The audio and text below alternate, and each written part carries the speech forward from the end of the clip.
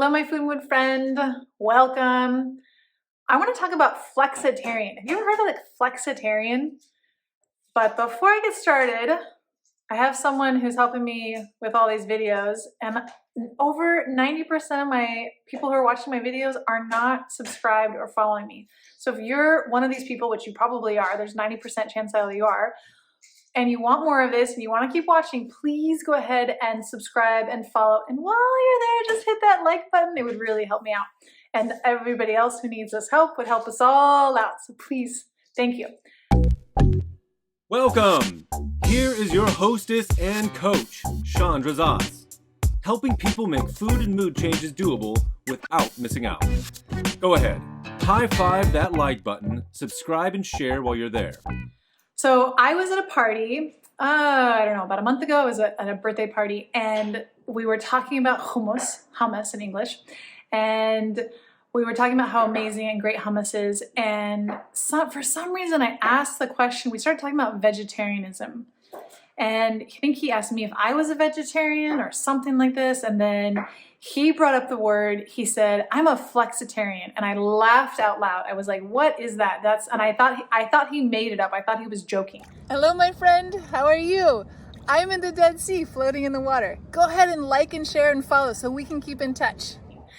Turns out we looked it up on his phone. It is an actual word, flexitarian. And I just love the concept of this flexitarianism. It's actually pretty much how we eat. We eat predominantly vegetables, and we're flexible with the rest of it. I love it. It's awesome. So we eat some meat, we eat some vegetables, we eat some dairy, I do eat some fish. I have a serious fish allergy, so there's a lot of fish I don't eat. But that's a whole nother topic. That's a whole fish topic. I'm not against fish. I just happen to have a fish allergy. And actually, one of the things that also they wrote about in flexitarianism is that it's a focus on whole foods and vegetables, which is like totally my jam. So I love that this guy brought this flexitarian word into my life. And I wanted to talk a little bit about food and how being a flexitarian is awesome. And also, I get a lot of questions because I do talk a lot about eating meat, partly because I was vegetarian for 9 years, and for me, bringing in organic, really high quality meat and really good animal fats into my diet was a big change for me. I felt my body get nourished in a way that I had felt pretty depleted. Now, I feel like getting off, I was raised on eating factory farm, not very healthy meat. So getting off that meat was really, really great for my body. But then when I finally understood about how animals are being raised, and there's other ways, I really love to eat regeneratively farmed animals, or regeneratively farmed, not regeneratively raised, I think is what they call it.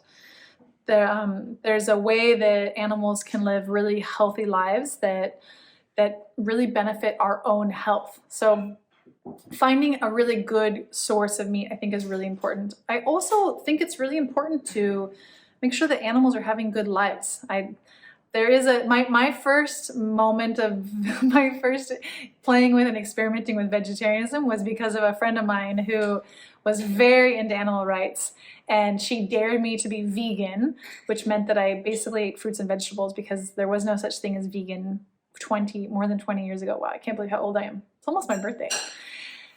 So my first kind of dabble into vegetarianism was because of animal rights. But then I hung out there and played with vegetarianism and veganism and raw foodism I was raw, I think it was something like 3 years, completely raw.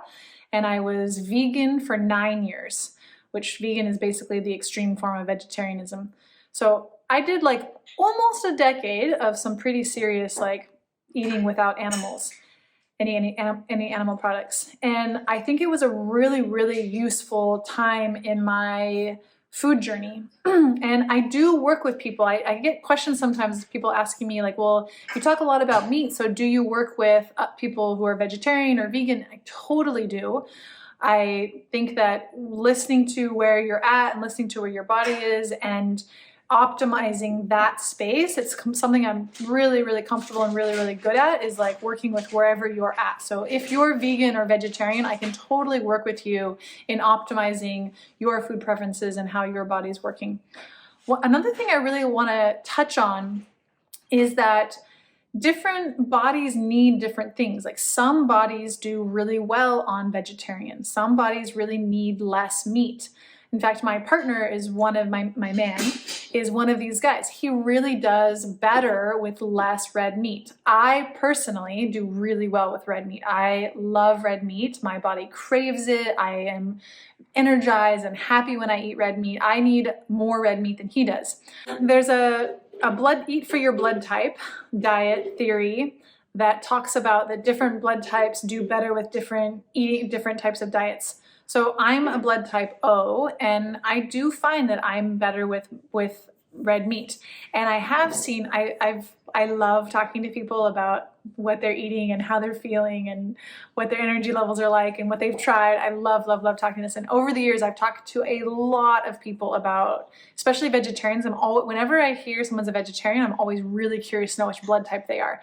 Because what I've seen is that the vegetarians who look healthy and feel really good, they are generally the blood type AB or A or B. Those are the blood types that tend to do a lot better on, sometimes they need fish, which I think is a common thing, but they do better without, especially like red meat.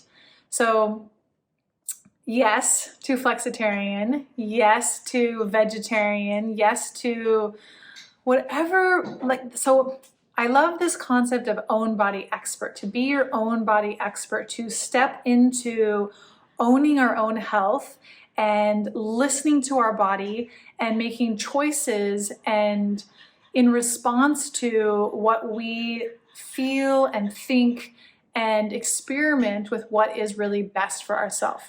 After all of my food journey started, I'm gonna be 40, probably by the time this video comes out, I will be 40. And my food experimentation started when I was 16. So I'm going on 24 years of seriously experimenting and playing with my diet.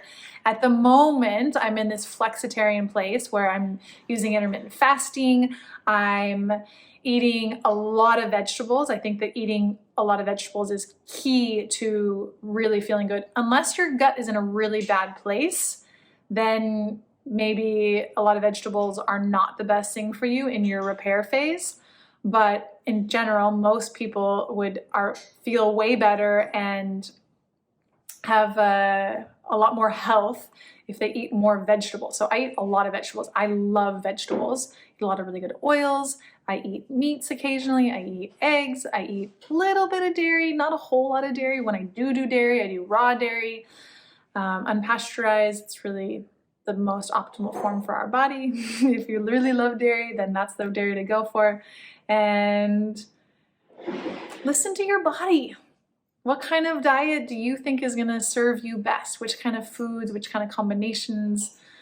I love this work. I love diving into optimizing, feeling better.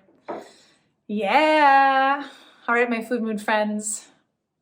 Go check out my website, sign up for a call with me when you're ready to take this work to the next level. I would love, love, love to help you. There's nothing better than optimizing health and feeling good so that the rest of life can get bigger and better. All right, have a beautiful day. See you soon. Bye.